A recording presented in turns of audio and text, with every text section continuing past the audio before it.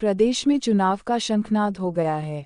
BJP से बड़े नेता प्रदेश में आकर सरकार की उपलब्धियों का बखान करने में लगे हैं। इसी कड़ी में केंद्रीय राज्य मंत्री मीनाक्षी लेखी ने शिमला में पत्रकार वार्ता कर प्रदेश सरकार की नीतियों को बताते हुए महिलाओं के लिए चलाई जा रही योजनाओं को बताया और कहा कि महिला आज सशक्तिकरण हुआ है।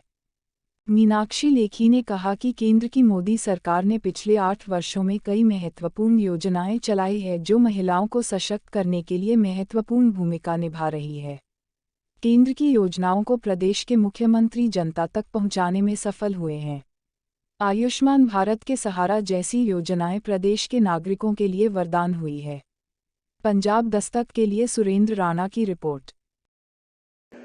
हर प्रकार के रोटी रोजगार का भी बंदोबस्त होगा। बिजनेस की दृष्टि से जो आपके उत्पाद हैं, ऑर्गेनिक उत्पाद है, सेल्फ हेल्प ग्रुप के उत्पाद हैं, उन सबको देश से बाहर और हिमाचल के बाहर जाकर बिक्री का भी मौका मिलेगा। इसलिए कनेक्टिविटी एक बहुत अहम चीज है किसी के भी विकास की बात करते हुए। तो सबका साथ, सबका विकास और सबका विश्वास और साथ ही सबका प्रयास, ये सब चीजें संभव हो पाई। उन्हीं के दिखाए रास्ते पर जयराम ठाकुर जी ने अपने प्रदेश में काम किया।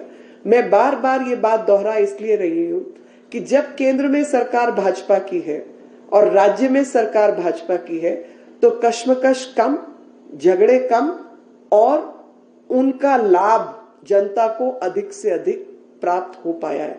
यही कारण है जो कि हिमाचल का विकास दुगनी रफ्तार से हुआ, क्योंकि आपको डबल इंजन की सरकार मिली और उस डबल इंजन की सरकार के कारण विकास की गति तेज हुई और अधिकतर केंद्र सरकार की जो योजनाएं हैं वो पूरी तरीके से सैचुरेशन पॉइंट पर पहुंची।